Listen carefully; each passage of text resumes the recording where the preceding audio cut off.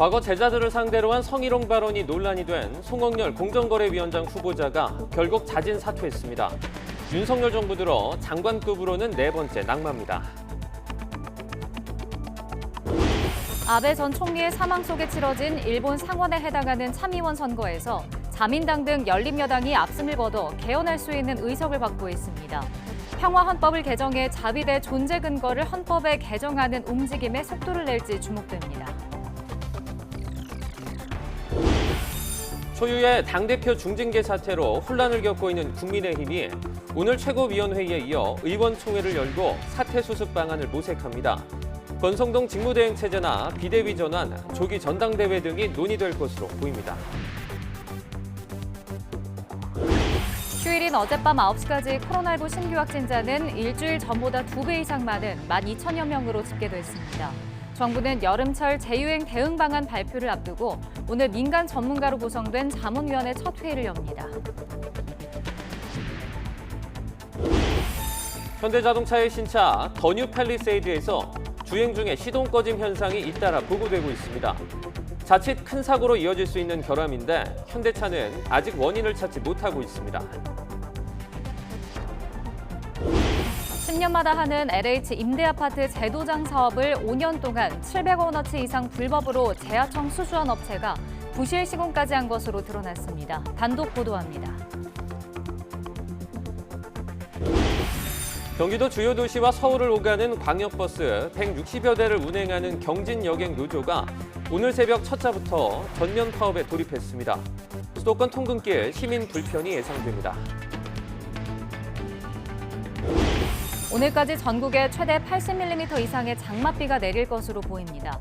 비가 내리면서 열대야와 무더위는 다소 누그러지겠습니다.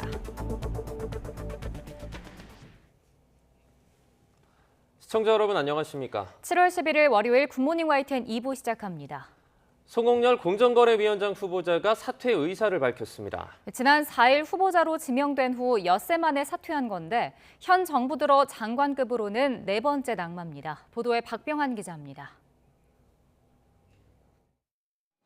사법, 외무, 행정고시에 모두 합격한 고시 3관왕으로 상법, 회사법 분야 권위자인 송억열 공정거래위원장 후보자가 자진 사퇴했습니다. 송 후보자는 인사청문회 준비단을 통해 큰 공직을 맡아 국민의 기대에 부응할 수 있을 것인지에 확신이 서지 않는다고 하면서 교직에만 전념하겠다고 밝혔습니다. 서울대 법학전문대학원 교수인 송 후보자는 지난 4일 윤석열 정부 초대 공정위원장 후보로 지명됐으나 6일 만에 사퇴한 것입니다. 송 교수는 기업 내부 거래와 관련한 논문을 여러 편 발표해 공정위원장에 취임하면 대기업 관련 규제 개선에 힘을 실을 것이라는 관측이 있었습니다. 하지만 2014년 학생들과 회식 후 술에 취해 외모 품평을 하고 성희롱 발언을 한 사실이 알려져 본인이 자신의 잘못을 인정하기도 했습니다. 이것이 만약에 커져서 도저히 이것 때문에 이거는 아니다. 이 일은 아니다 그러면 저는 충분 흔히 말하는 낙마 네, 그런 부분들까지도 저는 생각을 하고 있고요. 대통령실은 송억열 후보자의 사퇴의 뜻을 존중한다고 하면서 새로운 의혹은 없다고 밝혔습니다. YTN 박병은입니다. 윤석열 대통령이 오늘 김지현 금융위원장 후보자의 임명을 재가할 방침입니다. 대통령실 핵심 관계자는 전날 브리핑에서 이같이 밝힌 뒤 지금 같은 경제 상황 속에서 민생 현안을 챙길 게 많아 자리를 더는 비워둘 수 없다고 설명했습니다. 윤 대통령이 김 후보자의 임명을 재가하면 김창기 국세청장, 박순애 부총리, 김승겸 합참의장에 이어 새 정부 들어 인사청문회 없이 임명된 네 번째 사례가 됩니다. 윤석열 대통령이 오늘부터 각 부처 장관들로부터 정부 출범 이후 처음으로 업무 보고를 받습니다. 앞서 대통령실 관계자는 기자들과 만나 새 정부 첫 업무 보고가 이번 주부터 시작되는데 부처 장관이 대통령을 독대 보고하는 형식이라고 설명했습니다. 대통령실 관계자는 각 부처에서 프레젠테이션 자료도 만들지 않는다며 대신 장관이 부처 업무를 깊이 이해하고 숙지해 다양한 정책 대안을 발표하는 데 중점을 둔다고 덧붙였습니다. 일본 참의원 선거에서 자민, 공명, 연립여당이 과반 의석을 여유 있게 확보하며 압승을 거뒀습니다. 아베 전 총리의 사망이라는 이례적인 사태 속에 개헌 우호 세력이 의석 3분의 2 이상을 유지하면서 이 개헌 논의에도 탄력이 붙을 것으로 보입니다. 도쿄에서 이경아 특파원이 보도합니다.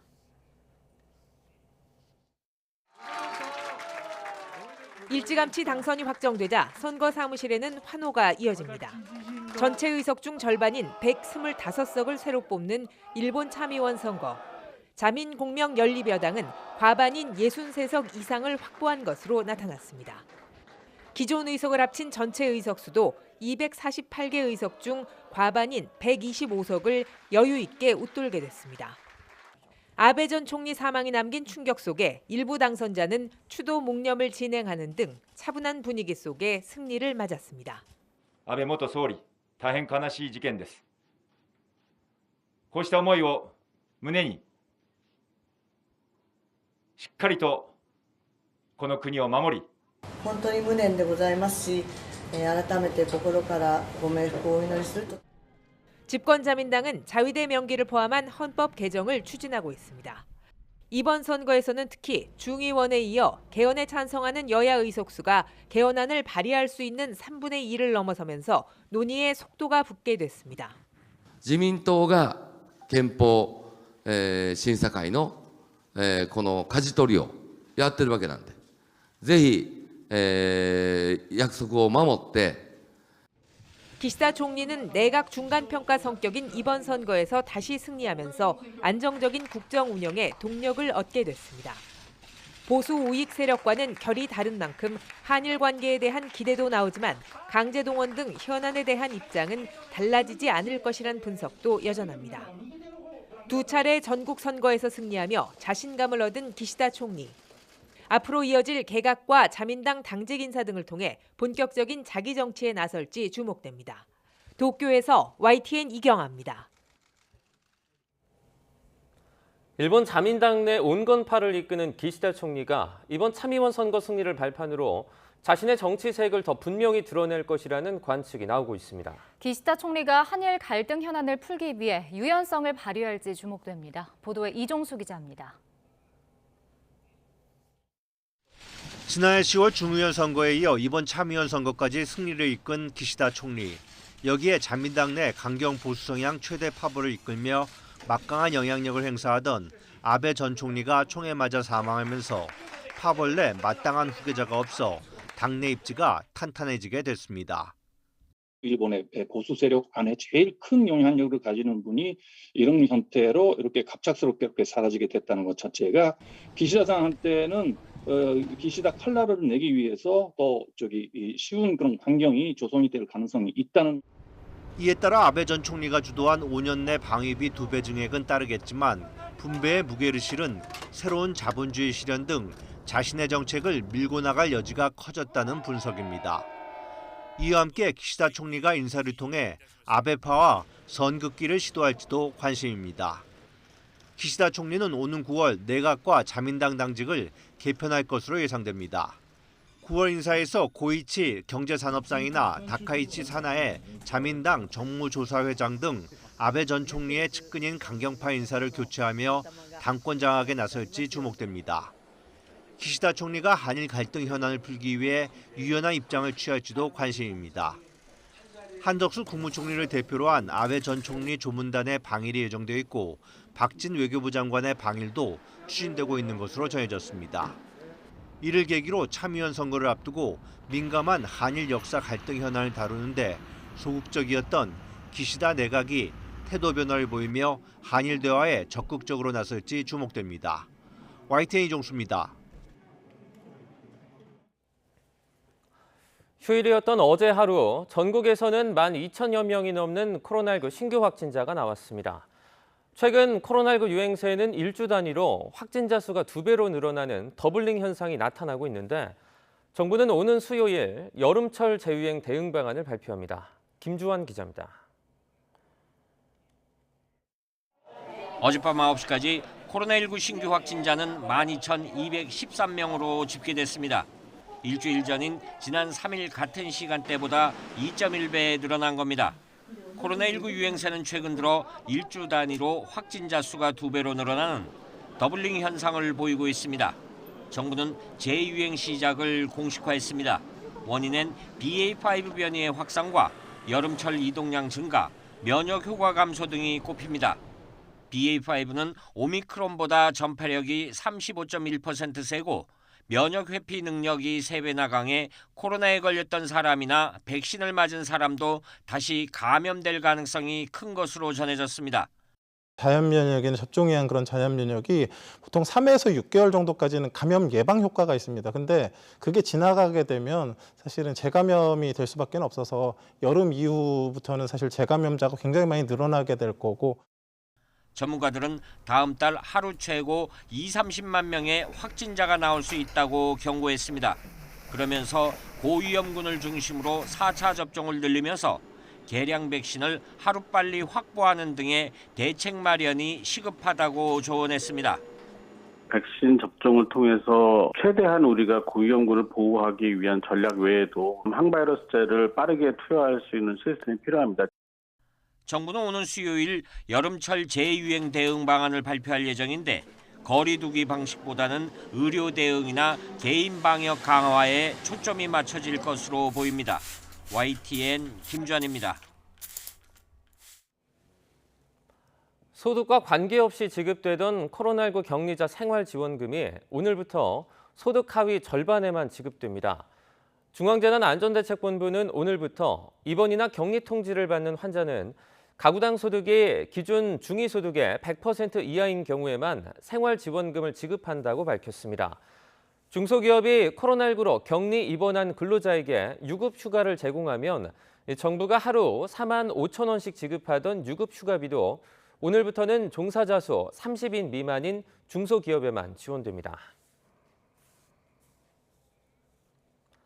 오늘부터 원숭이 두창 진단검사 기관이 전국 지자체로 확대됩니다.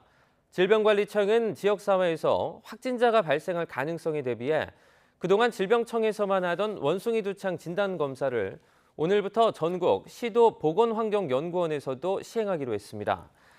이에 따라 지금까지는 원숭이 두창 의심 환자가 발생하면 지역에서 검체를 채취해 질병청으로 보냈지만 내일부터는 각 지자체 보건환경연구원에서 지역 의심 환자 검사를 할 수 있게 됩니다. 전국에 장맛비가 내리면서 절정에 이르렀던 더위가 누그러지고 있습니다. 하지만 오늘 비가 그친 뒤 다시 무더위가 찾아오고 게릴라 호우가 반복되면서 폭염과 호우 둘 다 조심해야 하는 상황입니다. 정혜웅 기자의 보도입니다. 어제는 서울 폭염이 절정에 이르렀습니다. 아이들은 도심 물놀이장을 찾아 찜통더위를 식혔습니다. 경북 의성과 경기 안성 기온은 무려 37도를 웃돌았습니다. 서울도 올해 들어 가장 높은 35.1도를 기록했습니다. 온열 질환자 수도 올해 650여 명에 이르러 지난해 같은 기간 대비 4배나 증가했습니다. 어제 밤부터 장맛비가 내리면서 전국에 내려졌던 폭염특보는 해제됐습니다. 오늘까지 중서부와 호남, 많은 곳은 최고 80mm 이상의 다소 많은 비가 내리겠습니다. 11일 서쪽에서 접근하는 기압골과 정체전선의 영향으로 전국적으로 비가 내리겠고 특히 시간당 30mm가 넘는 강한 비가 내리는 곳이 있겠으니 침수 등 비 피해 없도록 유의하시기 바랍니다. 비가 그친 뒤에는 다시 무더위가 강해지면서 폭염특보가 확대하겠고 온열질환 위험도 더 커질 것으로 우려됩니다. 비구름대의 영향을 받지 않는 곳에서는 폭염에 나타날 가능성이 높은 만큼 폭염과 호우 양쪽 모두의 대비가 필요해 보입니다. 특히 주 후반에는 정체전선이 발달하면서 또다시 국지성 호우가 내릴 가능성이 있어 무더위 속 게릴라 호우에 대한 대비가 필요할 것으로 보입니다. YTN 정혜윤입니다. 최근 폭염과 장마가 번갈아 반복된 가운데 날씨 변동폭이 커지면서 농작물 관리에 비상이 걸렸습니다. 변덕스러운 날씨는 한 해 농작물 작황에 큰 영향을 미치는 만큼 대비가 필요합니다. 이성우 기자입니다. 비가 잠시 그친 틈을 타 농민들이 배수로에서 작업합니다. 자칫 비가 더 내려 농작물이 물에 잠기지 않도록 미리 정비하고 있는 겁니다. 밭에서도 배수로를 깊게 설치해 습해에 대비하고 있습니다. 고추밭에서는 번갈아 찾아온 장마와 폭염으로 병해충이 발생하지 않도록 소독약을 뿌려주고 있습니다. 제때 관리하지 않으면 뿌리가 썩거나 줄기와 잎사귀가 시들 수 있기 때문입니다. 비가 그친 뒤 폭염이 찾아오면 벼농사는 온도 상승 억제를 위해 물을 깊게 관수하고 흰잎 마른병, 도열병 등 방제를 서둘러야 하며 밭작물은 스프링클러를 틀어주고 과수원에서는 가뭄 뒤 갑자기 많은 양의 수분이 유입되면 열매 터짐 현상으로 피해가 커질 우려가 있습니다. 이에 장마 기간 토양의 수분 변화를 줄이는 게 중요한데 나무 아래를 필름 등으로 덮어주는 것이 좋습니다. 꽃눈이 잘 자라도록 웃자란 가지를 잘라주는 것도 필요합니다. 또 습한 날씨에 과수화상병 병원균이 더 잘 전파될 수 있어 세심한 과수원 관리가 필요합니다. 이런 꽃눈이 정상적으로 발육하기 위해서는 도장지, 그러니까 웃자람 가지를 제거를 한다든지 나무 내부로다가 햇빛이 제대로 들어갈 수 있도록 조치를 좀 해주시는 게 좋고요. 농작물 병해충은 병반이 보일 경우 이미 상당 부분 전이가 이뤄진 상태여서 무엇보다 사전 애찰이 중요합니다. YTN 이성호입니다.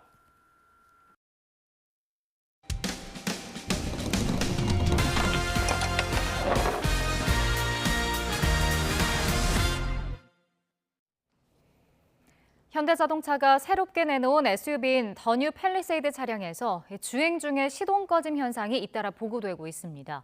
사고로 이어질 수 있는 결함으로 보이는데 현대자동차는 원인을 찾고 있다는 답변만 반복하고 있습니다. 보도에 김철희 기자입니다. 차량에서 쉴 새 없이 경고음이 울리고 계기판은 시동이 꺼졌다는 문구가 나타납니다. 당황한 운전자가 기어를 이리저리 바꿔본 끝에 겨우 다시 시동이 걸립니다. 뭐 잘못됐는데? 실제 운행 중 시동이 갑자기 꺼진 건 지난달 25일. 좌회전하려 차선을 바꾸는데 갑자기 경고음이 울리더니 차량 시동이 꺼진 겁니다. 좌회전 차선으로 가서 쓰려고 하는데 얘가 갑자기 삐비비비비 막 소리가 나면서 시동이 꺼지더라고요. 일주일 전에는 나들목에서 갑자기 시동이 꺼져 큰 사고가 날 뻔하기도 했습니다. 결국 A씨는 출고 2주 만에 차량을 정비소에 맡겨야 했습니다. 하지만 정비소도 사고 원인이 무엇인지, 차는 언제 돌려받을 수 있을지에 대해 제대로 설명하지 못했습니다. 아이나 가족들이 다 타고 있을 수도 있는 상황인데 어떤 상황이고 어떻게 하고 나면 안정화가 될 거고 이렇게 정확한 내용을 전달을 아직 받지는 못했어요. 문제가 생긴 차량은 지난 5월 출시된 현대자동차의 더 뉴 팰리세이드입니다. 출시된 지 2달도 되지 않았지만 국토교통부 산하 자동차 리콜센터에 주행 중 시동 꺼짐 신고가 이어지고 있습니다. 신고를 보면 달리는 차가 갑자기 멈춰 사고가 날 뻔했다는 내용이 대부분입니다. 이에 대해 현대자동차는 일부 고객 불만에 대해 알고 있다면서 현재 문제 원인을 파악 중이라고 설명했습니다. 또 고객 불편이 없도록 최대한 신속하게 대응하겠다는 원론적 입장만 내놨습니다. 전문가들은 주행 중 시동 꺼짐은 큰 사고로 이어질 수 있는 만큼 빠르게 조치해야 한다고 강조합니다. 여러 건이 생긴다는 얘기는 분명히 결함이 있다는 뜻이거든요. 정부가 빨리 모니터링을 통해서 문제점이 뭔지 또 해당 제작사에다가 빠른 조치를 취해서 안전사고가 발생하지 않게끔 만들어주는. 또 문제를 해결하기 전까지는 차량 운전자에게 미리 결함 발생 가능성을 알려야 한다는 지적이 나옵니다. YTN 김철입니다. LH 임대 아파트들은 10년마다 한 번씩 아파트 전체를 새로 칠해서 재단장을 합니다. 그런데 YTN 취재 결과 700억 원대 규모의 공사를 맡은 특정 업체가 계약과 다르게 시공해 부실 시공을 한 것으로 드러났습니다. 이준엽 기자가 단독 보도합니다. 경기 김포시에 있는 LH 임대아파트 지하주차장.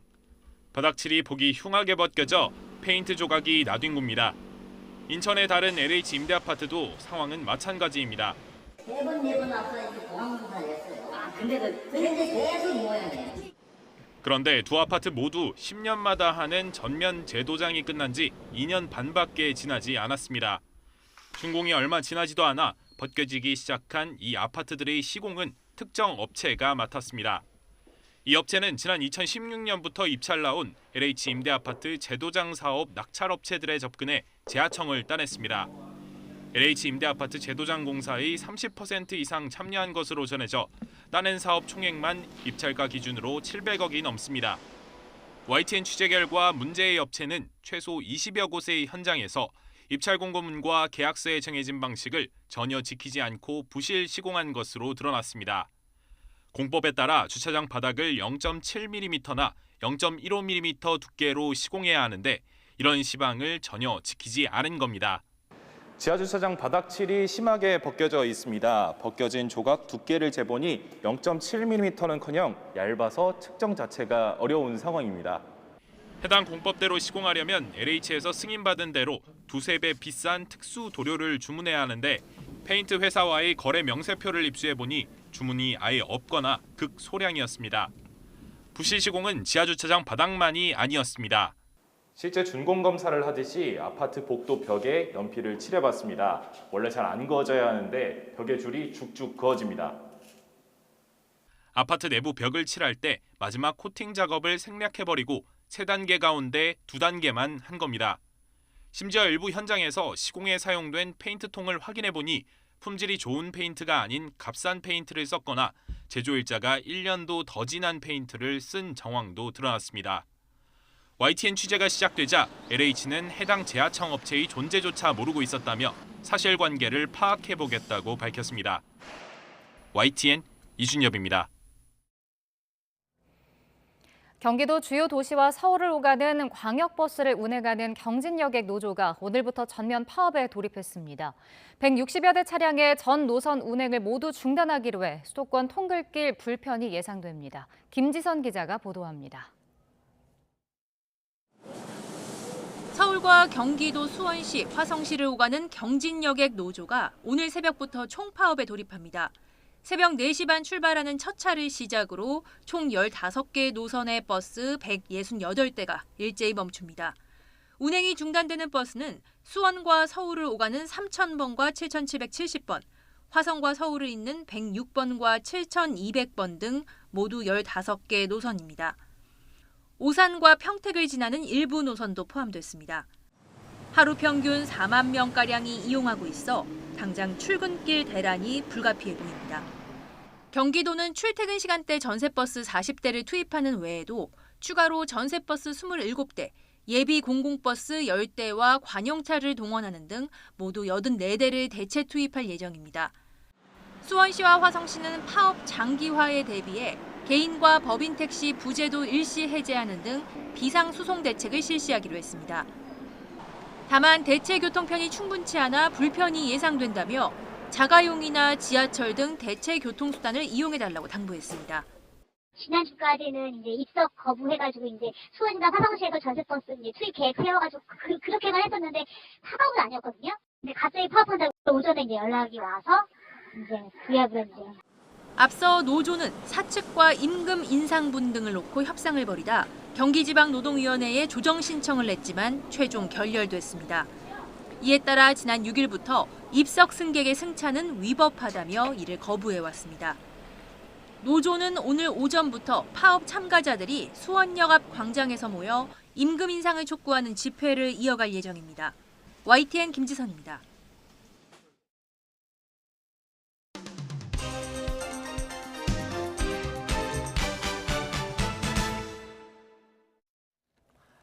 (7월 11일) 월요일입니다. 오늘 아침 신문은 어떤 소식을 다뤘는지 짚어보겠습니다.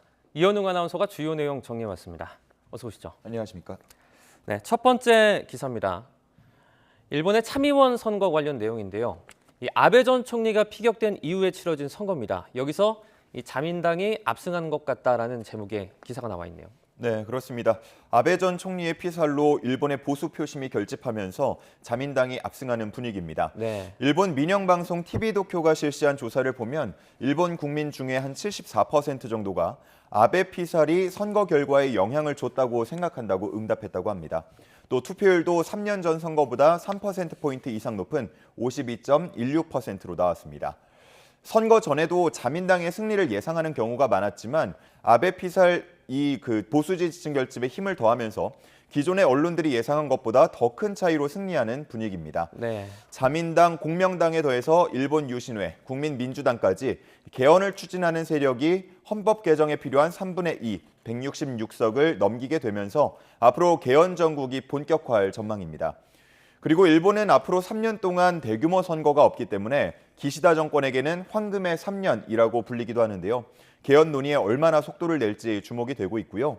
선거를 앞두고 우리와 민감한 문제를 다루는 데 있어서 다소 소극적인 모습을 보여왔던 기시다 총리가 앞으로는 어떤 태도를 취할지도 주목됩니다. 네, 이 한일 관계가 전보다 조금 더 좋아질 수 있다 이런 전망도 나오고 있는데요. 지켜보도록 하겠습니다. 다음 기사입니다.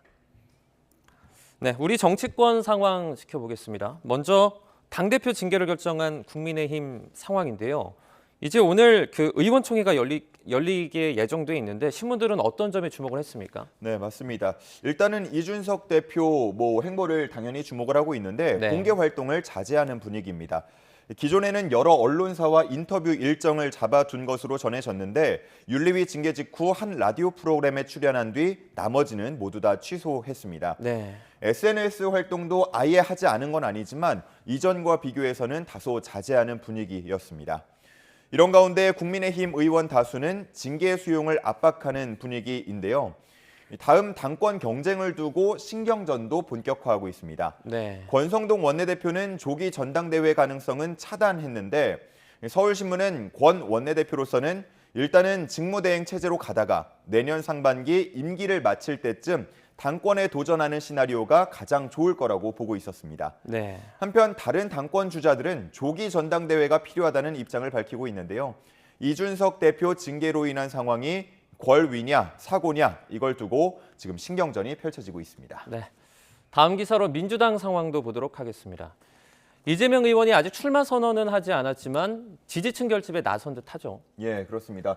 지금 사진 보시면 아시겠지만 어제 광주에서 진행된 행사 모습인데 이재명 의원이 머리 위로 하트를 그리고 있고요. 행사장에 모인 사람들 모두 다 박수를 보내주고 있는 분위기입니다. 네. 이 의원은 이렇게 행사도 진행을 하고 또 SNS로도 신규 당원 가입을 독려하고 있었습니다. 그렇기 때문에 출마가 임박했다는 얘기들 이어서 나오고 있고요. 이재명 의원이 출마를 하게 되고 또 본 경선까지 간다고 봤을 때 남은 자리, 컷오프를 통과할 사람은 2자리가 되겠습니다. 네. 이른바 97그룹에서 출마 선언을 한 강병원, 강훈식 그리고 박용진, 박주민 의원 중에서 누가 컷오프를 통과할지 주목이 되는 분위기인데요. 신문에서는 양박, 박용진, 박주민 의원은 인지도가 높은 점이 강점이라고 봤고요. 네. 양강, 강병원, 강훈식 의원은 비교적 조직력이 탄탄하다는 점을 강점으로 꼽고 있었습니다. 신문에서는 이번에 새로 도입된 국민 여론조사의 영향력이 변수가 될 수 있다고 내다봤고요. 누군가 86그룹의 김민석 의원과 단일화를 하게 된다면 이 또한 큰 변수가 될 수 있다고 전망하고 있었습니다. 네. 다음 기사 보겠습니다. 이제 아래 보시면 이제 탈북 어민들이 자필로 귀순 의향서를 작성했다는 제목의 기사인데요. 어떤 내용입니까?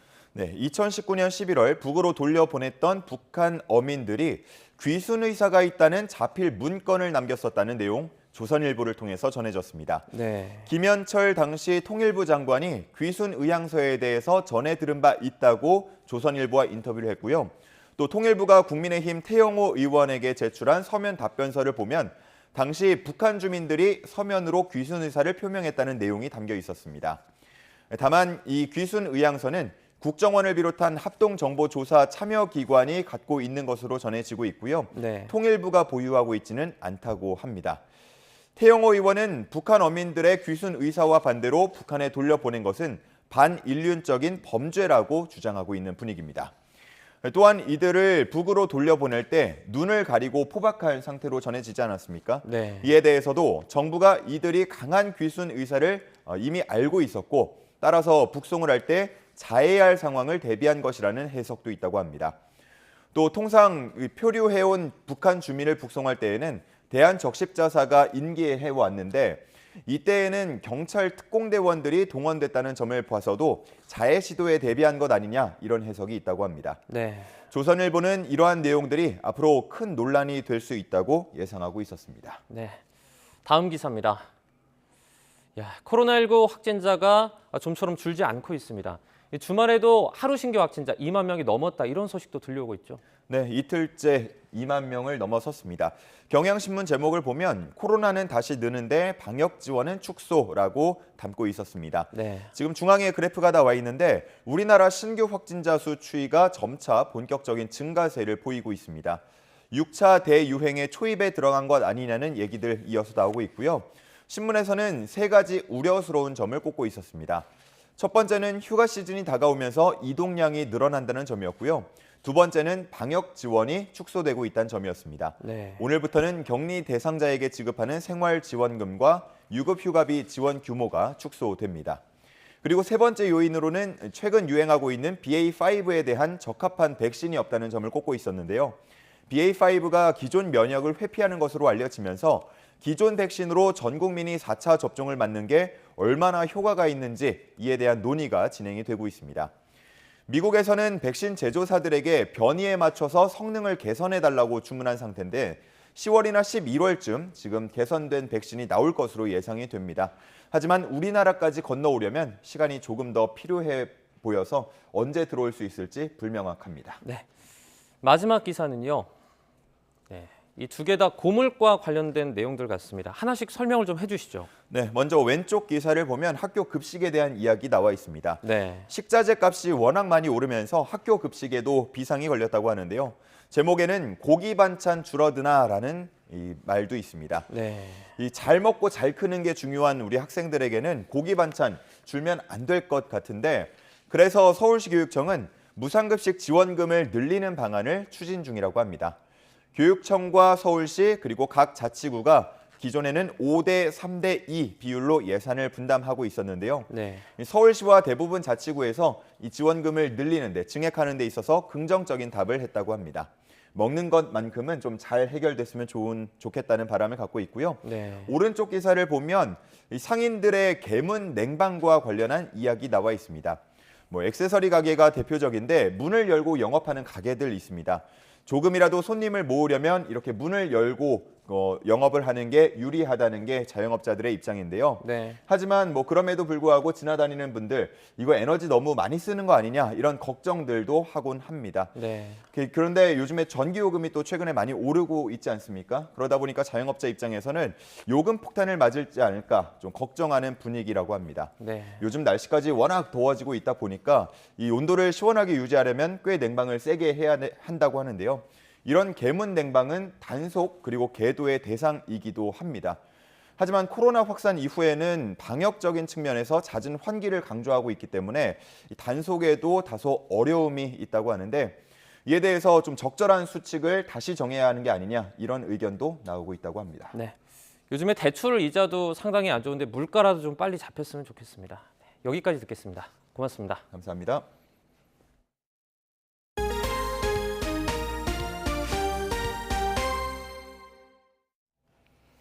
어제 오후 북한에서 방사포로 추정되는 항적들이 탐지됐다고 합동참모본부가 밝혔습니다. 군 당국이 탐지한 항적은 북한 서해상으로 발사한 2발로 오후 6시 21분부터 37분까지 16분 동안 탐지됐습니다. 합참은 우리 군이 감시와 경계를 강화한 가운데 한미 간 긴밀하게 공조해 철저한 대비 태세를 유지하고 있다고 밝혔습니다. 국가안보실은 북한에서 방사포로 추정되는 항적들이 탐지되자 군 대비태세 점검회의를 열었습니다. 대통령실 대변인실은 김성한 국가안보실장이 어제 저녁 7시부터 1시간여 동안 국가비기관리센터에서 합참으로부터 관련 내용을 보고받고 우리 군의 대비태세를 점검했다고 밝혔습니다. 대변인실은 국가안보실이 북한의 추가 발사 가능성에 대비해 상황을 예의주시하고 있다고 설명했습니다. 한국과 미국, 일본 북핵 수석 대표가 최근 G20 외교장관회의가 열린 인도네시아 발리에서 회동하고 북한의 위협에 대한 3국 간 협력 강화를 재차 확인했습니다.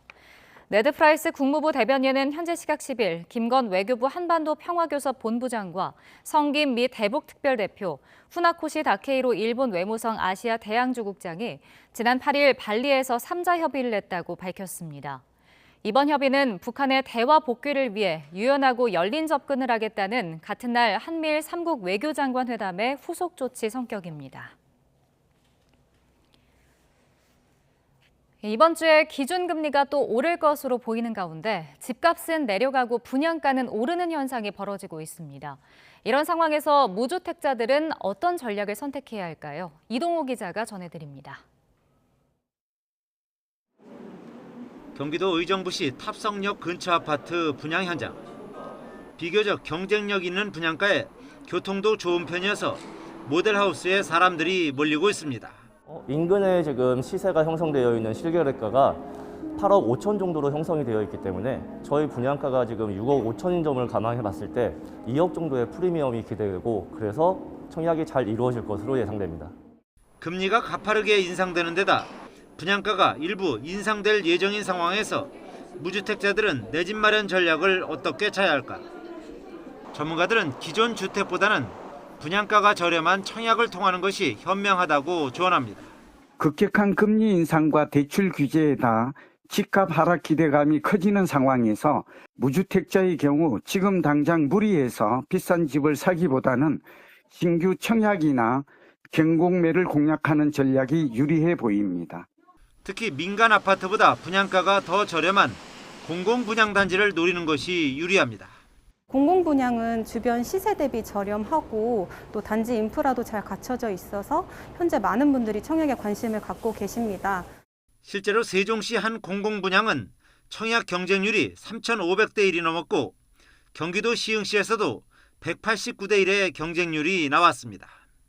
전문가들은 무주택 실수요자라면 GTX 등 교통망 개선이 예정된 공공택지 내 청약을 적극적으로 고려할 것을 주문했습니다. 하지만 금리가 오르는 만큼 자금 계획을 적절하게 짜야 한다고 충고합니다. 분양가격이 오를 수 있고 대출금리 부담이 커지고 있는 상황이어서 분양가격이 적정한지 또 자금 계획은 충분한지 따져보고 실거주 목적으로 청약에 접근하는 것이 안전합니다. 다만 최근 2, 3년 동안 과열 양상을 보였던 아파트 청약 시장은 올해 상반기 작년에 4분의 1 수준으로 떨어지는 등 열기가 한풀 꺾여 실수요자에게 유리한 국면이 전개되고 있습니다. 전문가들은 자금 여력이 충분한 무주택자는 도심 내 민간 알짜 정비 사업지를 노리는 등 청약 시장의 양극화는 점점 커지고 인기 지역의 고분양가 문제도 여전할 것이라고 전망합니다. YTN 이동호입니다. 지난해 말 기준 우리나라 국민의 다중 채무액이 600조 원을 넘어섰고 30대 이하 다중 채무자들의 상황이 가장 심각한 것으로 나타났습니다. 더불어민주당 이정문 의원실이 금융감독원에서 받은 자료를 보면 지난해 말 기준 다중 채무액은 603조 원으로 2017년보다 22.8% 늘었습니다. 금융권별로 보면 저축은행의 다중채무액이 73.8% 급증해 은행 31.6%와 카드사 38.2%를 크게 앞질렀습니다. 지난 4년 동안 다중채무액이 가장 많이 늘어난 세대는 30대 이하로 지난해 말 기준 다중채무액은 2017년보다 40조 원 늘어난 159조 원으로 집계됐습니다. 한국경영자총협회가 내년도 최저임금에 대한 재심의를 요청하는 이의제기서를 고용노동부에 제출했습니다. 경총은 내년도 최저임금이 9,620원으로 최종 확정돼 고시될 경우 주휴수당까지 고려한 최저시급은 11,500원을 넘는 만큼 중소 영세기업과 소상공인이 감당하기 어려울 것이라고 밝혔습니다. 또 최저임금 수준과 최저임금법에 예시된 결정 기준을 고려하면 5%에 이르는 최저임금 인상률은 지나치게 과도한 수준이라고 주장했습니다. 지난해 결함보상, 즉 리콜 건수가 1년 전보다 50% 넘게 늘어났습니다. 공정거래위원회는 지난해 소비자 기본법 등 19개 관련 법률에 따라 이루어진 리콜이 3,470건으로 전년 대비 56.8% 늘어났다고 밝혔습니다.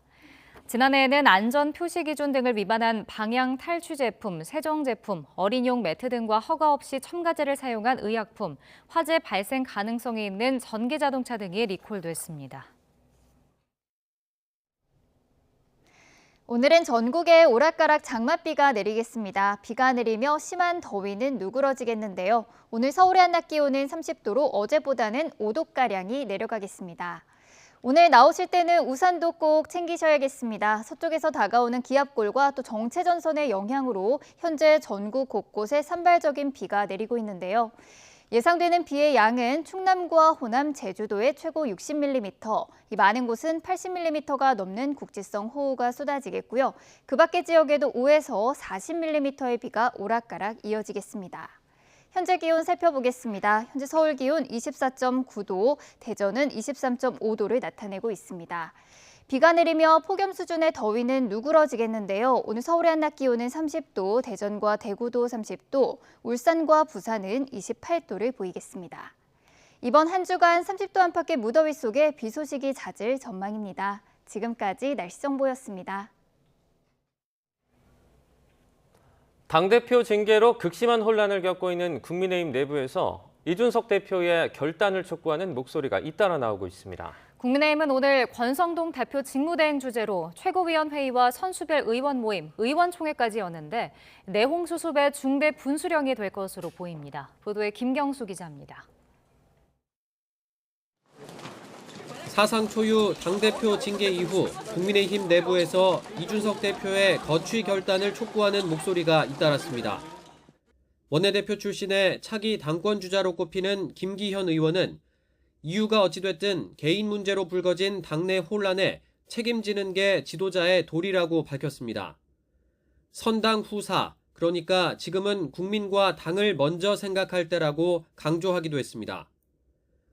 홍준표 대구시장도 자신은 이준석 대표의 모든 점을 좋아한다면서도 지금은 사법적 절차에만 집중하라고 조언했습니다. 아직 세월이 많이 남았으니 좀 더 성숙해져서 돌아오라고도 했는데 앞서 지금은 당내 투쟁할 때가 아니라며 한 발 물러서라고 했던 글과 같은 취지로 읽힙니다. 이준석 대표는 주말 사이 별다른 움직임 없이 잠행을 이어갔습니다. 아직 당대표 권한이 남아있다며 최고위에서 징계 처분을 보류할 수 있다고 밝혔던 이 대표는 재심 청구나 징계 효력 정지 가처분도 검토하는 것으로 알려졌습니다. 다만 권성동 원내대표가 직무대행 체제를 강하게 천명한 만큼 충돌을 우려해 권대행이 주재하는 월요일 최고위에는 참석하지 않을 거란 전망이 나옵니다. 사법부에 해당하는 윤리 결정에 대해서는 수용할 수밖에 없다. 당원권 정지 효력이 이미 발생을 했기 때문에 당대표 직무대행인 제가 회의를 주재합니다. 국민의힘은 월요일에 초선, 재선, 중진 등 선수별 의원 모임을 잇따라 연 뒤 오후에는 의원총회도 열어 당내 혼란 수습책을 논의합니다. 이 과정에서 권성동 직무대행 체제 유지나 비상대책위원회로 전환, 조기 전당대회 등 여러 방안이 거론될 것으로 보이는데 당권 경쟁을 둘러싼 이해관계에 따라 격론이 벌어질 가능성도 있습니다. 이준석 대표가 띄운 당혁신위원회 부위원장을 맡은 조혜진 의원은 먼저 최고위가 이 대표 징계 처분을 확정하고 이를 이 대표가 수용하면 당이 비대위를 꾸려야 한다고 주장하기도 했습니다. 당대표 공백 사태 속에 차기 당권 주자들의 움직임도 활발해지고 있습니다. 이번 주에 안철수 의원은 관료와 전문가를 초청해 첫 토론 모임을 열고 김기현 의원도 두 번째 공부 모임을 이어가며 본격적인 새 모으기에 나섭니다. YTN 김경수입니다. 더불어민주당 유력 당권주자인 이재명 의원이 광주를 찾아 민심을 들으면서 당대표 출마가 임박했다는 관측이 나옵니다. 당내에서 최고위원 출마 선언도 잇따르면서 전당대회 열기도 달아오르고 있습니다. 조성호 기자가 보도합니다. 민주당 이재명 의원은 광주 5.18 기념공원에서 지지자들을 만났습니다. 대선 때 압도적 지지를 보내준 것에 대한 감사를 전하고 광주 시민들 의견을 들었습니다. 광주 전남 지역의 여러분들이 너무 대선에 애를 썼는데 결과를 보고 집단은 우울증에 빠졌다. 이 말씀을 참으로 많이 전해들어서 이 의원은 전당대회 당권 도전 여부는 여전히 침묵을 이어가고 있습니다. 하지만 국회의원 당선 이후 첫 지방 일정으로 광주를 찾은 것은 전통적 지지 기반인 호남에서부터 당권 도전을 위한 새몰이에 나서겠다는 포석이란 분석이 나옵니다. 최고위원 출마가 잇따르면서 전당대회 분위기는 무르익고 있습니다. 삼선의 서영교 의원은 강한 민주당의 선봉장으로 윤석열 정부를 견제하겠다며 더불어민주당의 선봉장이 되겠습니다. 그래서 강한 민주당을 만들어내겠습니다. 윤석열 정부의 독성과 무능을 저지하고 30대 초선 장경태 의원은 이기는 혁신과 세대교체를 이끌겠다며 도전장을 냈습니다. 이제 586도 경쟁해야 합니다. 특정 세대가 50%를 넘지 않는 세대균형 공천제를 시작해 세대 교체, 시대 교체, 정치 교체의 발판을 마련해 가겠습니다. 취임 한 달을 맞은 우상호 비대위원장은 당내 인재를 길러내야 한다며 정당 싱크탱크에 육성 시스템을 둘 수 있게 하는 정당법 개정을 여야 협상을 통해 추진하겠다는 계획을 밝혔습니다. 전당대회 규칙을 빠르게 확정했다고 평가하면서도 친 이재명계 의원들과 빚은 갈등에는 아쉬움을 내비쳤습니다. 당내 소통이 가능한데 왜 지도부한테 먼저 전달하지 않고 기자회견장으로 먼저 가십니까? 이런 방식도 개선되어야 됩니다. 다만 이미 확정된 규칙이 특정인에 유리하다는 지적에는 누가 나올지도 모르는 상황에서 유불리를 먼저 고민하는 것은 바람직하지 않다고 선을 그었습니다. YTN 조성호입니다. 더불어민주당이 오늘 의원총회를 열어 서해 공무원 피격 사건과 국가정보원의 전직 원장 고발 사태 등에 대한 대정부 공세 강도를 끌어올립니다. 민주당은 오늘 오후 2시 국회 본청에서 윤석열 정부의 민생 외면과 권력 사유화 규탄을 안건으로 의원총회를 개최합니다. 민주당 의원들은 윤석열 정부가 경제 위기 상황에서도 민생 현안보다는 전 정부를 겨냥한 정치 보복과 종북몰이에만 몰두한다며 비판할 방침입니다. 여야가 국회 상임위 배분 등 원구성 마무리를 위한 주말 협상에 나섰지만 여전히 입장차를 좁히지 못했습니다. 국민의힘 송원석 원내수석 부대표와 더불어민주당 진성준 원내수석 부대표는 어제 오후 국회에서 1시간가량 비공개로 회동했습니다. 하지만 이번 회동에서도 검찰개혁 법안의 후속 조치를 논의할 사법개혁특위 구성을 두고 이견이 좁혀지지 않으면서 협상은 제대로 이루어지지 않은 것으로 전해졌습니다. 헌법재판소가 이번 주 검찰 직접 수사권 제한, 검수완박의 위헌 여부를 가리기 위한 공개 변론을 엽니다. 법무부가 검수완박에 대한 부당성과 함께 이미 시행되고 있는 검경 수사권 조정까지 위헌성을 제기하고 있는 상황에서 헌재 판단이 주목됩니다. 보도에 우철희 기자입니다. 헌법재판소는 내일 오는 9월 시행을 앞둔 검수완박에 대한 첫 공개 변론을 실시합니다. 국민의힘이 지난 4월 청구한 검수완박 권한쟁의 심판과 효력정지 가처분을 판단하기 위해 사안의 중대성을 감안해서 공개 변론을 열기로 한 겁니다. 국민의힘과 더불어민주당 모두 의원들이 직접 참석할 것으로 알려져 치열한 공방을 예고하고 있습니다. 국민의힘은 민주당 출신 민형배 의원의 위장 탈당과 이에 따른 안건조정위원회 무력화 등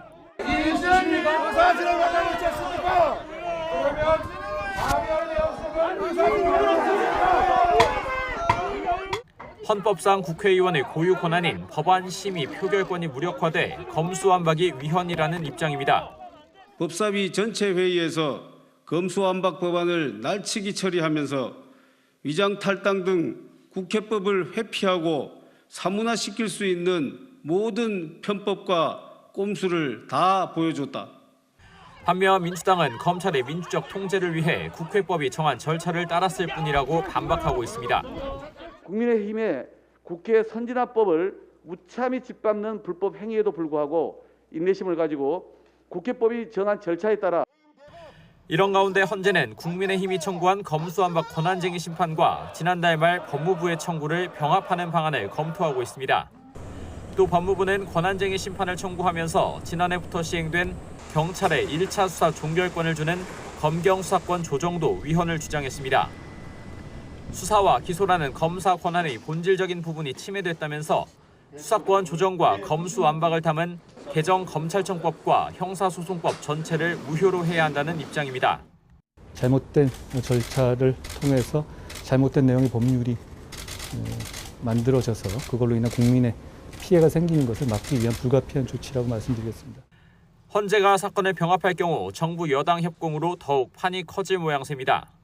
하지만 헌재가 어느 쪽에 손을 들어줄지는 의문입니다.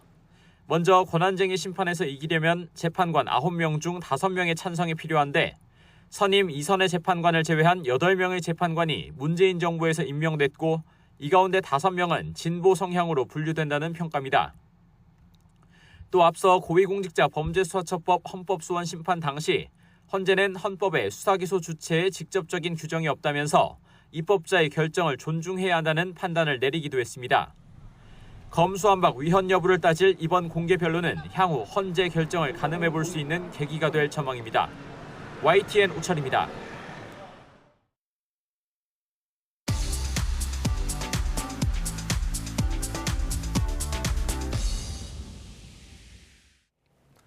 경제 소식을 빠르게 전달해 드립니다. 오늘 굿모닝 경제는 이인철 참 좋은 경제연구소장과 함께하겠습니다. 어서 오십시오. 안녕하십니까. 이제 한국은행의 금융통합위원회가 이틀 앞으로 다가왔습니다.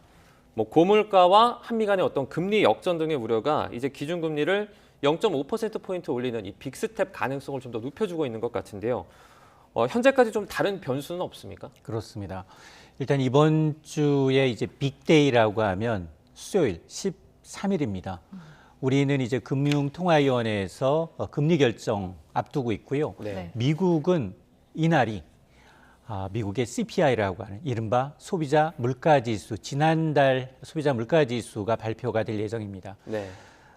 내부적으로 보면 사실은 빅스텝 가능할 가능성 이유는 차고 넘칩니다. IMF 당시 수준을 웃돌고 있는 고물가, 여기다가 물가가 아직 정점을 찍지 않았다. 통계청조차도 7에서 8%의 물가 가능성을 언급하고 있거든요. 네. 공공요금 인상 7월분부터 아직 미반영된 상황이고요. 여기다가 이른 추석에 대한 수요가 가장 많은 달이 8월 말 9월입니다. 네.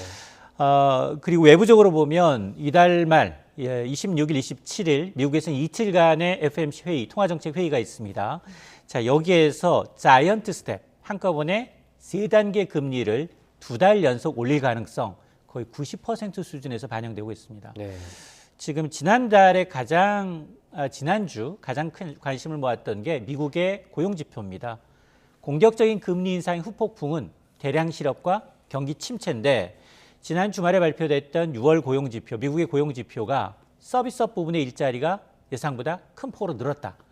이 얘기는 고용 침체라는, 고용 둔화라는 악재에서는 벗어날 수 있겠구나. 그러면 공격적 금리 인상이 불가피하다라는 얘기고요. 네. 만에 하나 물론 우리도 보면 이 가계부채 이자도 걸리고 경기 침체 우려도 있지만 예를 들어서 우리가 베이비 스텝 이번 달에 0.25%포인트밖에 금리를 안 올렸다. 네. 그러면 불확실성이 다음 달로 증폭돼요. 네. 8월 금통위까지 이제 미국 한미 간 금리 격차가 이렇게 벌어진 상황에서 또다시 이제 불확실성이 한 달 더 증폭되면서 8월에는 그러면 빅스텝 가능성이 있나? 이걸로 또 혼란이 가중되거든요. 네. 그래서 아마 한은 입장에서는 이 기대 인플레이션을 잡기 위해서는 충격요법을 쓸 수밖에 없다. 그래서 한은이 한 번도 가보지 못한 50년 만에 처음으로 2단계 금리 인상 가능성이 한층 높아졌다라고 봅니다. 네.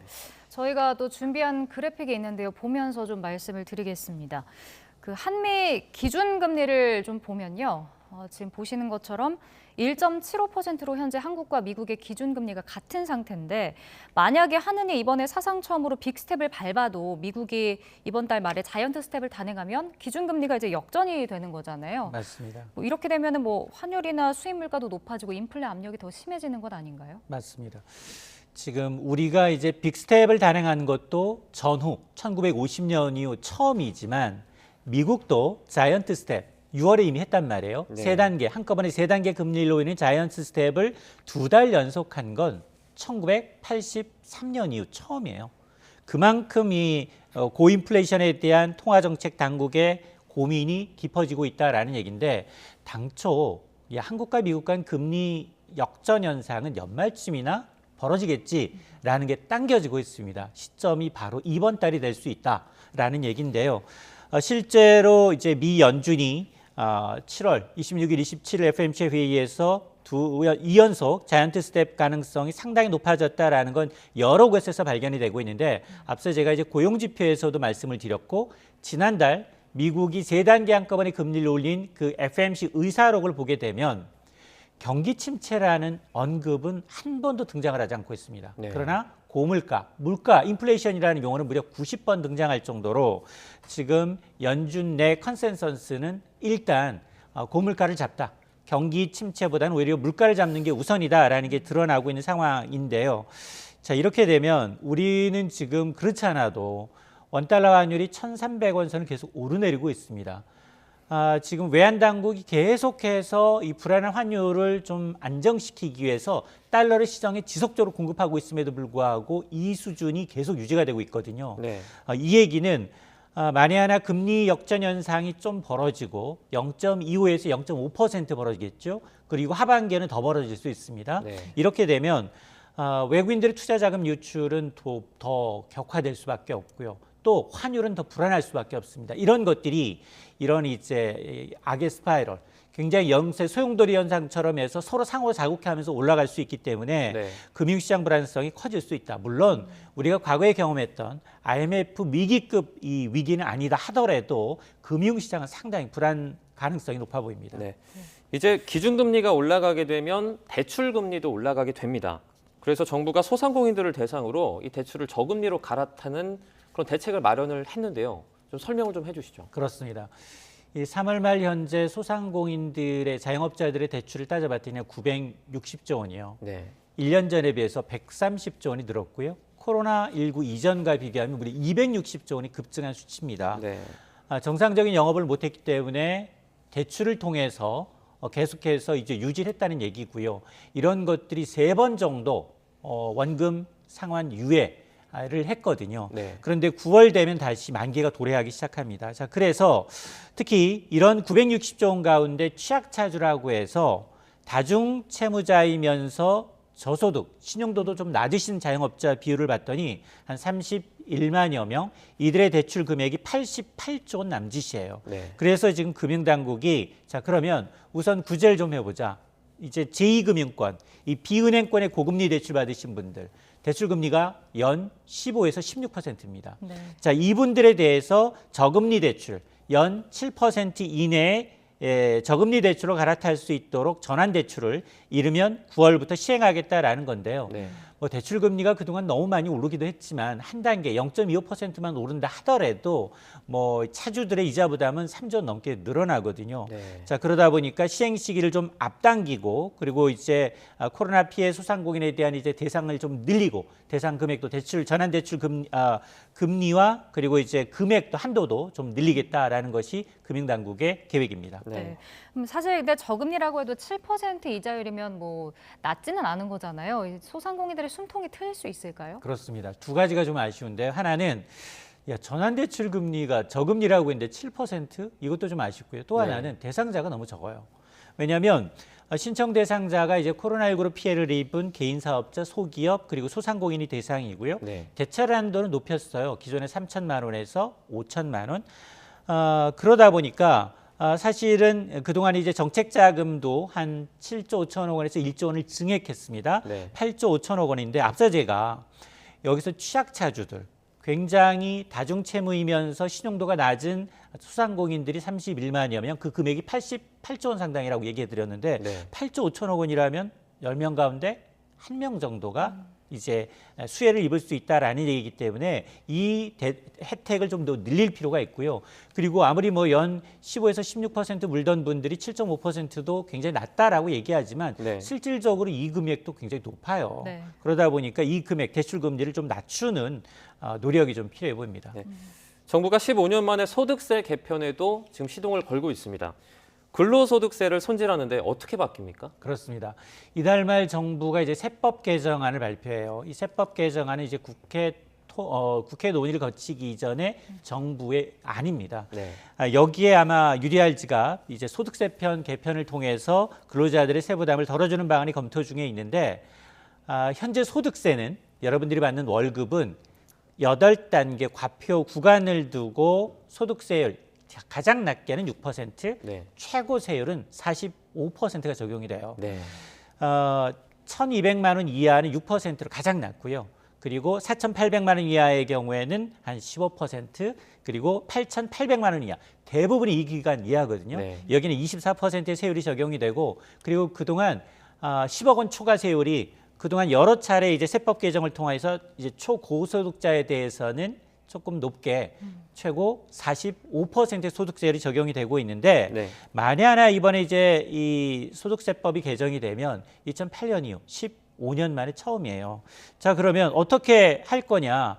그동안은 초고소득자에 대한 이제 이 그 세율 구간이 일부 추가되는 건 있었지만 이렇게 서민이나 중산층을 대상으로 한 8,800만 원 이하 구간에 대해서는 거의 조정을 이루지 못했어요. 네. 워낙에 조세장이 큰 데다가 근데 15년 동안 월급도 많이 올랐고 물가도 많이 올랐는데 야, 소득세를 그대로 적용한다? 이건 오히려 역차별 아니야? 라는 논란이 있을 수 있습니다. 그래서 사실상 증세다라는 비난을 반영해서 이달 말까지 이제 소득세 개편안을 마련하고 여기에는 소득세법뿐만 아니라 지금 정부가 새로 추가하고 있는 이제 법인세 인하 그리고 이제 종부세 인하 방안 네. 이런 것들이 아마 초안에 담길 것으로 보이는데 근데 통과될 거냐? 저는 아마 세 가지 중에 통과된다면 소득세법은 통과 가능성이 높지만 네. 그러나 종부세와 법인세는 야당이 아주 심하게 좀 반대하고 있는 부분이거든요. 네. 이게 통과가 돼야 내년 개정된 세법에서 적용이 되니까 실질적인 이제 근로자들의 세금이 좀 줄어들 수 있습니다. 네. 근데 그동안은 뭐 소득이 있는데도 세금을 내지 않는 그런 비율도 좀 있었는데 이번 소득세 개편으로 뭐 면세자가 더 늘어나거나 하진 않나요? 어떤가요? 맞습니다. 이 불편한 진실이 뭐냐? 유랄 지갑이긴 하지만 네. 근로자들 10명 가운데 4명은 소득세를 한 푼도 내지 않았어요. 왜냐하면 각종 면세 제도가 있기 때문에 공제받고 난 다음에 면세자들이 그만큼 많다는 얘기인데요. 정부 역시 이번에 이제 소득세 개편을 통해서 근로자들의 소득을 조금 보전하는 방안을 생각은 하고 있지만 그러나 소득 면세자를 지금보다 더 늘리지는 않겠다라는 기본 방침을 세운 것으로 정해지고 있습니다. 네. 자, 이를 실현하기 위해서 그러면 어떻게 되느냐? 소득세 하위 규정 8개 과표 구간 가운데 예를 들어서 1,200만 원 이하 6% 소득세율이 적용되는데 여기 그대로 유지한다는 겁니다. 그리고 난 다음에 그 이후 구간 4,800만 원 이하라든가 8,800원 이하의 그 구간을 좀 세분화해서 조금 낮은 하위 그 과세 구판을 추가로 설치하는 방안이 논의가 되고 있는데 만에 하나 최하위 과표 구간에 새로 설치해서 종전보다 세금을 내지 않던 분들이 세금을 내게 된다? 이러면 조세장이 더 커질 수 있거든요. 자, 이런 부분을 반영해서 조금 좀 세밀한 조정이 있지 않을까라는 생각이 듭니다. 네. 반가운 소식도 하나 있습니다. 소장님도 반갑게 생각하실 것 같은데요. 이 기름값이 9주 만에 하락했다는 소식이 들어왔습니다. 맞습니다. 지금 그 유류세 확대 거의 열을 넘었거든요. 열을 넘어섰고요. 국제유가 그동안 좀 하락했다라고 제가 말씀을 드렸는데 네. 이런 것들이 반영되다 보니까 기름 가격이 전국적으로 9주 만에 약세로 전환을 했습니다. 하락폭도 비교적 커요. 네. 한 주 동안 휘발유는 50원 가까이, 경유도 30원 넘게 꺾이고 있는데 실제로 이제 온전히 유류세 인하 조치가 일반 이제 주유소에 판매되는 데 반영되는 데까지는 약 1, 2주 정도 시차가 발생을 하고 네. 국제유가 하락분도 사실은 시차를 두고 한 2, 3주 정도 시차를 두고 국내 가격이 반영되는 구조이기 때문에 아마 이번 주 역시 좀 휘발유 가격세는 좀 안정되지 않을까라는 생각이 드는데요. 네. 사실 지난주에 이 국제 원유 가격을 좀 봤더니 세계 경기 침체 우려 여기에다가 이제 미국의 원유 증가 등의 영향으로 주중에는 좀 배럴당 100달러를 밑돌았는데 네. 주말 들어서 104달러까지 서부 텍사스 중진유 가격이 또 올랐거든요. 네. 다소 아쉬운 대목입니다. 네. 자, 이번엔 부동산 상황도 한번 짚어보겠습니다. 요새 집값은 비싸고 금리도 높아서 사람들이 또 소형 평수에 몰린다고 하더라고요. 맞습니다. 정부가 아무리 이제 각종 규제, 대출 규제부터 시작을 해서 세법을 완화를 이제 추진하고 있지만 금리에 장사 없다. 치솟는 금리에는 역시 부동산 시장 역시 영향을 받고 있습니다. 올해 들어 고강도 대출 규제와 그리고 금리 인상 압박으로 해서 거래 절벽이 굉장히 심화되고 있습니다. 이런 가운데 특징이 뭐냐? 소형 아파트, 1억 원 미만의 저가 아파트만 인기라는 거예요.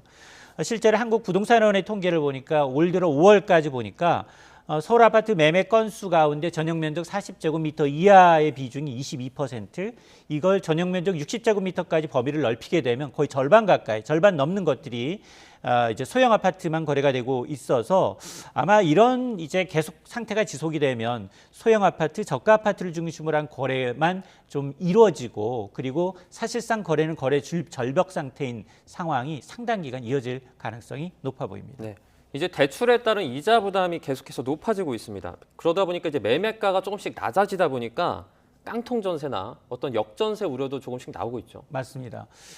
매매 가격은 떨어지는데 근데 전세가는 요지부동이거든요. 네. 그러다 보니까 지금 최근 4년 동안 한꺼번에 2, 4년 동안 이루어졌던 전세 인상분을 월세화하는 경향도 나타나고 있는데 이렇게 깡통 전세가 나타나면 소비자들이 해야 될 게 뭐 있어요? 반드시 해야 될 게 있어요. 네. 뭐냐면 이 보증보험이 있습니다. 전세금 반환 보증보험이 있거든요.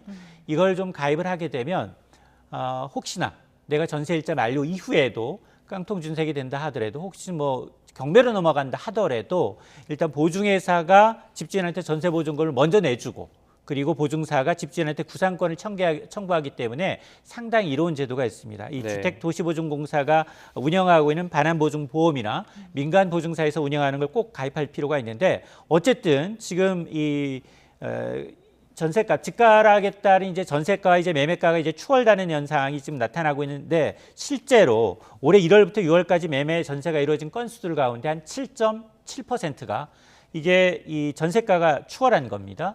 이 얘기는 이분들은 2년 이후 내지 4년 이후에 온전히 내 전세보증금을 돌려받지 못할 가능성이 높다라는 건데요. 네. 깡통 전세는 두 가지 특징이 있어요. 하나는 도시 수도권보다는 지방. 지방의 비중이 한 76%. 4건 가운데 3건은 지방에서 이루어지고 있고요. 네. 최근 들어서는 사실 이런 주로 지방에서 이루어졌던 이 깡통 전세가 수도권으로 점점 확대되고 있는 추세입니다. 네. 여기에다가 금액을 봤더니 전국적으로 1억 원 미만 저가 아파트 비중이 36%입니다. 네. 이 저가 아파트의 경우에는 조금만 전세가가 올라도 매매가를 추월할 가능성이 높기 때문에 이런 걸 주의하셔야 되고요.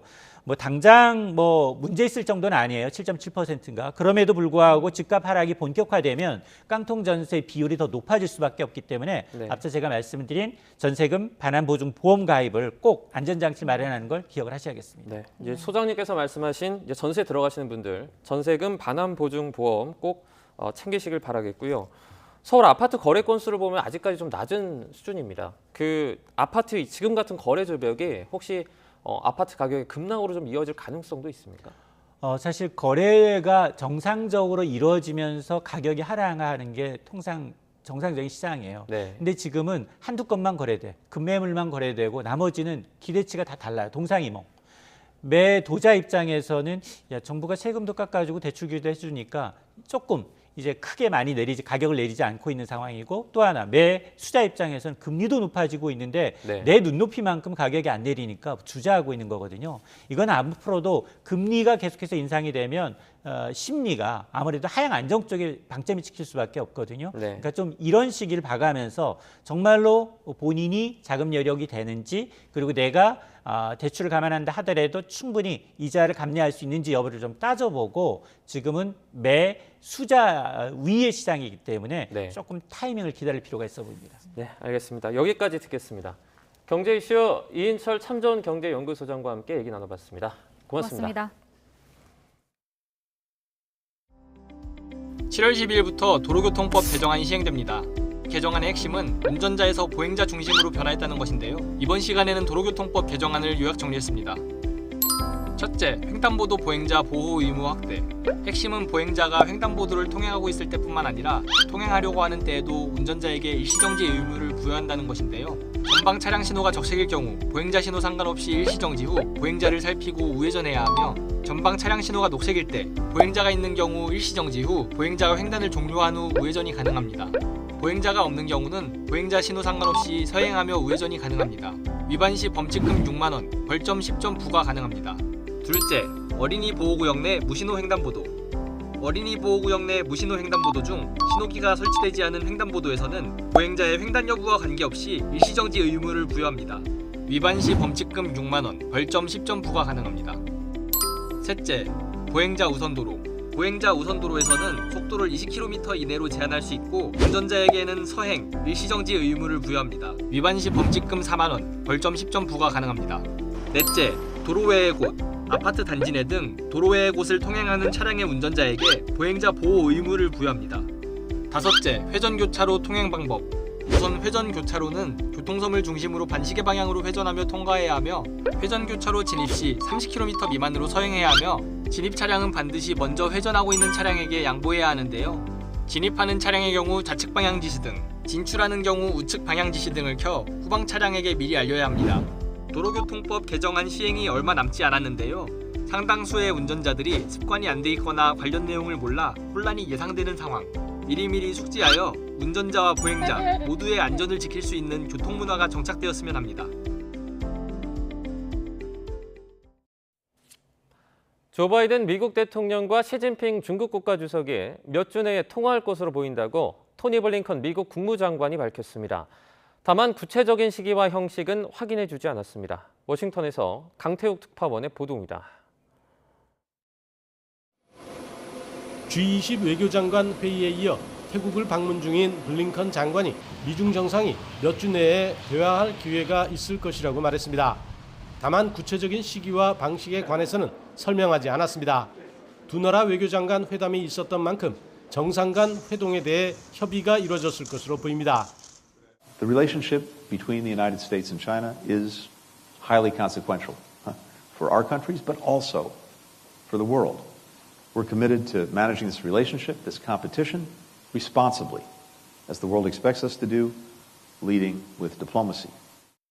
블링컨 장관은 오는 11월 인도네시아에서 열리는 G20 정상회의에서 미중 정상이 처음으로 대면 회담을 할 가능성에 관해서는 확인하지 않았습니다. 두 정상은 바이든 대통령이 취임한 지난해 1월 이후 아직 대면 회담을 하지 않았습니다.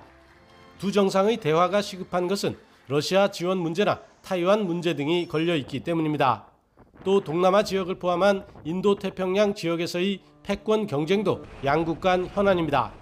특히 미국은 지난해 2월 군부가 쿠데타를 일으킨 미얀마의 민주주의 복원을 위해서는 중국의 역할이 중요하다고 보고 있습니다. And I think all the ASEAN countries need to hold the regime accountable for that, to continue to demand an immediate cessation of violence, the release of political prisoners, and a restoration of Burma's democratic path. 앞서 지난달에는 제이크 설리번 백악관 국가안보보좌관이 미중 정상이 머지않아 통화할 수 있다고 말했습니다. 그런 만큼 두 정상 간 대화는 화상이나 전화 통화를 통해 이뤄질 것으로 보입니다. 워싱턴에서 YTN 강태욱입니다. 러시아군이 화력을 집중하고 있는 우크라이나 동부의 한 마을에서 또다시 러시아군의 포격에 민간인 수십 명이 숨지거나 다치는 일이 벌어졌습니다. 우크라이나는 테러 행위라고 강력히 반발하면서 남부 지역에서 반격을 준비하고 있습니다. 김은건 기자입니다. 5층 아파트 건물의 절반가량이 완전히 무너져 내렸습니다. 밤새 3차례 이어진 포격에 참상을 확인한 주민들은 말을 잃었습니다.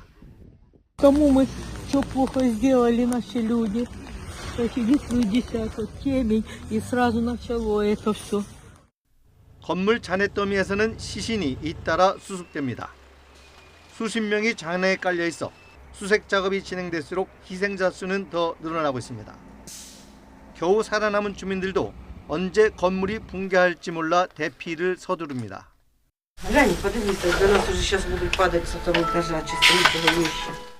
우크라이나 대통령실은 러시아가 또 민간인이 있는 아파트 건물을 공격한 것은 테러 행위라고 비난했습니다.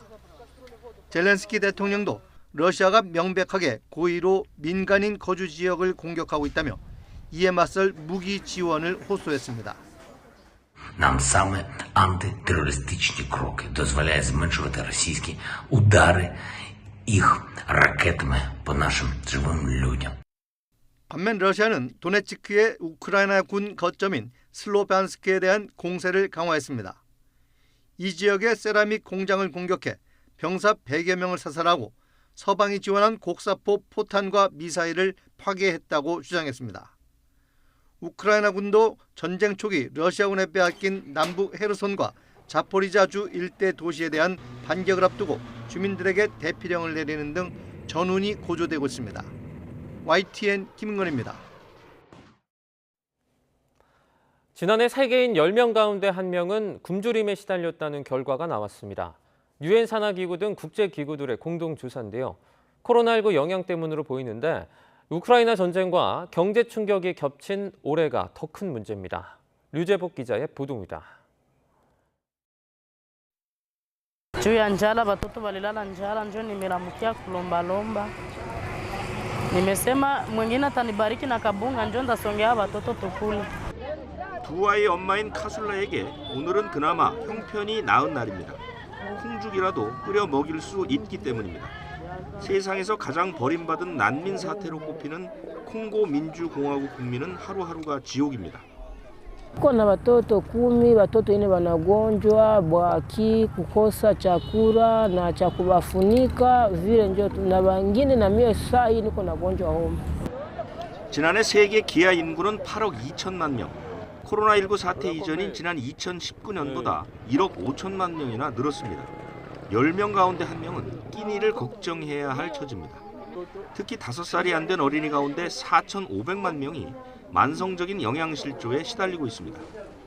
This year's report therefore reminds us yet again that hunger, food security and malnutrition in all its forms are an urgent global concern requiring coordinated resolve and action. 올해는 사정이 더 나빠질 것으로 보입니다. 우크라이나 전쟁으로 국제 공급망이 무너져 버렸기 때문입니다. 곡물값이 오르니 아프리카의 가난한 나라에 지원할 식량은 더 줄어들게 됐습니다. Before the conflict, Ukraine used to feed the world. Now they need help to feed themselves. 유엔을 비롯한 전문가들은 분쟁과 기후변화, 경제 충격이 불평등과 결합해 최악의 기아 사태를 겪을 수 있다고 경고합니다. YTN 이주로입니다. 배송 물품을 고객에게 전달하는 마지막 과정을 라스트 마일이라고 합니다. 업체들이 이 작업에 자율주행 배달 로봇을 도입하려고 준비하고 있습니다. 안전을 강화하면서 인건비 부담을 줄이기 위해서인데 관건은 규제 해소입니다. 현장에 이승윤 기자가 다녀왔습니다. 프로 경기가 진행 중인 한 골프장. 배달 로봇이 사람이 걷는 속도와 비슷한 시속 7.2km로 골프장을 활보합니다. 사람이 보이면 속도를 줄이고 안전하게 피해갑니다. 이번 골프 대회에서는 자율주행 로봇이 운영되고 있습니다. 선수들과 갤러리들에게 음료수를 제공하고 있다는데요. 제가 자율주행 로봇한테서 음료수를 받아보도록 하겠습니다. 최대 40kg까지 짐을 나를 수 있습니다. 이처럼 주문 상품을 소비자에 전달하는 최종 과정을 라스트 마일이라고 부르는데 이 시장을 선점하려는 경쟁이 치열합니다. 저희는 카메라 기반의 자율주행 기술들과 이를 똑똑하게 인지하게 할 수 있는 딥러닝과 AI 기술들, 그리고 고전적인 회피기동 알고리즘들을 원천 기술을 개발해서 저희가 수백만 원대의 로봇을 상용화하고 있습니다. 호텔과 병원 맞춤형 로봇을 개발한 LG전자는 CJ 대한통운과 협업에 나섰습니다. 배달의 민족은 딜리란 이름의 로봇을 개발해 시장 1위 수성에 나섰습니다. 하지만 본격적인 도입 시기는 미정입니다.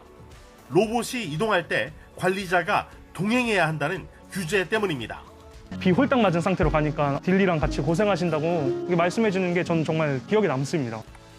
또 현행 생활물류 서비스 산업발전법은 이륜차와 화물차의 택배만 허용하고 있습니다. 정부는 신산업 발전을 저해야 한다는 지적에 규제 완화에 나섰습니다. 드론 자율주행, ICT 융합, 바이오 헬스케어 등 신산업 분야에서 33건의 규제를 개선합니다. 드론과 로봇도 택배 작업에 활용될 수 있도록 관련법 개정을 추진한다는 계획입니다. YTN 이승윤입니다. 사람의 건강과 직결되는 바이오 분야는 불과 1, 2년 전만 해도 투자금이 많이 몰렸지만 막상 기대에 못 미치는 기업들이 속출하면서 주식시장 상장의 문턱이 매우 높아졌습니다. 금융당국은 투자자들의 보호를 위한 조치라는 입장인데 성과물이 더디게 나오는 바이오 기업의 특성상 기업들은 돈 가뭄에 시달리고 있습니다. 이성규 기자가 취재했습니다. 최신 백혈병 치료제인 카티 치료제로 임상 2상을 진행 중인 국내 바이오 기업. 임상 1상 결과가 긍정적으로 나오면서 무난한 코스닥 상장을 기대했지만 고배를 마셨습니다. 기술성 평가 기관 2곳에서 일정 수준 이상의 등급을 받아야 하는데 한 곳에서만 충족했기 때문입니다. 코스닥 기술 특례 상장을 준비 중인 바이오 기업 대부분이 올 상반기 상장에 실패했습니다. 올해 현재까지 기술 특례 상장한 기업은 15개 사이인데 이 가운데 바이오 기업은 4개 사에 불과합니다. 바이오 분야가 회왕이던 지난 2020년엔 기술 특례 상장 기업 25개 가운데 절반 이상인 17개 기업이 바이오 기업이었습니다. 상장을 주관하는 한국거래소는 기술 특례 요건 자체는 달라진 것이 없다는 입장입니다. 다만 최근 몇 년 사이 일부 바이오 기업에서 직원 횡령과 해외 임상시험 실패 사례가 나오면서 투자자 보호 차원에서 질적 심사를 좀 더 꼼꼼히 본다는 설명입니다. 유효성이 검증이 돼야지 그래도 기본적인 신약 개발에 대한 그런 가능성을 엿볼 수 있다라는 거고요. 그 정도가 돼야지만 그래도 저희가 자본시장에다가 이 바이오 기업이라는 거를 상장을 통해서 투자자들이 투자할 수 있는 그런 기회를 제공할 수 있는 것이지 그 이전 단계에서 너무 리스키하기 때문에. 바이오 업계는 거래소의 심사 강화가 실력이 없는 기업들을 가려낸다는 점에서는 시장 전체적으로 긍정적인 효과가 있다고 말합니다. 하지만 자칫 지나친 옥석 가리기가 유망 기업의 투자까지 가로막을 수 있다며 우려의 목소리를 내고 있습니다. 정부에서 여러 가지 제도적인 그 잣대로 또 제기 시작을 하면 또 다른 문제가 발생을 하는데 결국은 이 말을 성숙화되려면 아주 스마트한 제도들이 필요하거든요. 그러니까 결국은 시장의 흐름에 맡기고 민간에 관련된 부분이 좀 주도할 수 있는 그런 인프라를 만들어야 되고. 바이오 기업이 개발 중인 신약 후보 물질의 유효성을 입증하려면 보통 임상 2상까지는 마쳐야 합니다. 오랜 기간과 많은 비용이 드는 만큼 상장 이후에 안정적인 자금을 확보할 수 있는 지원책이 필요하다고 전문가들은 지적합니다. YTN 사이언스 이성규입니다.